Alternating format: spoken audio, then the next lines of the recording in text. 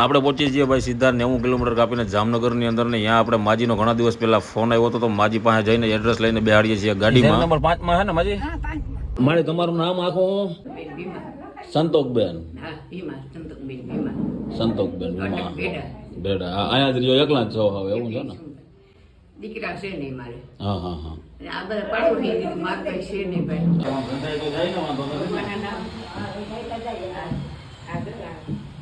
આ બધે દીધો એટલે આ રાંધી લો નહીં તે પછી બુઢાશ્રમ હોય જાય બુદ્ધાશ્રમ હોય પછી ફોન કરે પછી મને તું લઈ જાજો અરે ગમે તે મજા કરો ફોન એક કરી દેવાનો ગમે તે હો એકવાર ફોન કરી દેવાનો ગમે તે ગમે વાંધો મને ક્યાં લઈ જાજે પછી અરે તમે મજા કરો ને અહીંયા ઉપાડી છે અહીંયા ખાજો બીજો રહેજો ને ભગવાનનું નામ લેજો તું દીકરો મારો અહીંયા મજા આવે ને શરીર હાલે ને તામથી રહ્યો તો એની જાતની કોઈ ઉપાધિ કરવાની નથી ગમે તેને એવું લાગે કે ભાઈ હવે શરીર કામ નથી કરતું એટલે ફોન કરજો થોડીક નાખી હા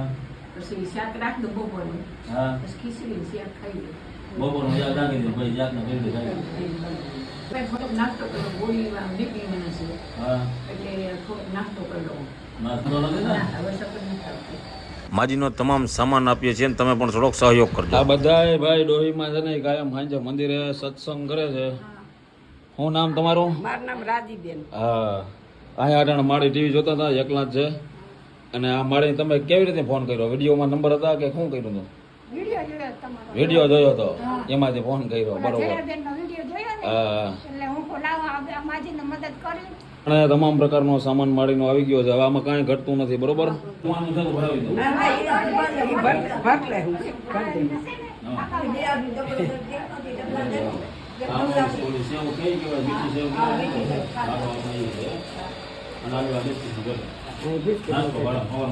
માજીને બધો સામાન આપીને આપણે નીકળી જાય છે જે અનેક પરિવારોને મળવાનું છે તમારું કામ છે શેર કરવાનું શેર